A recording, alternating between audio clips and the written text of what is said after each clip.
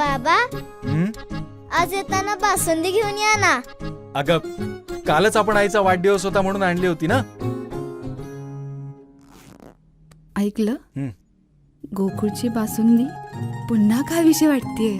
खरं सांगू, मलाही खावीशी वाटतीये. पुन्हा पुन्हा खावीशी वाटणारी गोकुळ बासुंदी.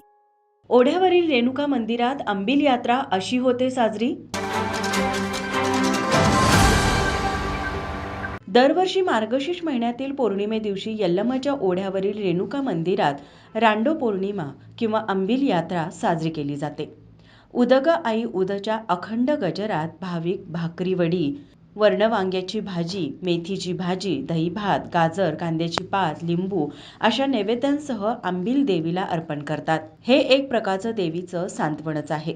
नैवेद्य अर्पण करून मंदिराच्या परिसरातच आणलेल्या अंबिल भाकरीच्या जेवणाचा आस्वाद घेतात.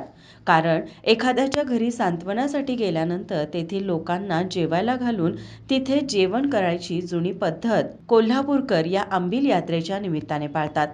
आजच्या दिवशी रेणुका देवीची सालंकृत पूजा बांधण्यात आली. या अंबिल यात्रेसाठी भाविक मोठ्या संख्येने येतात.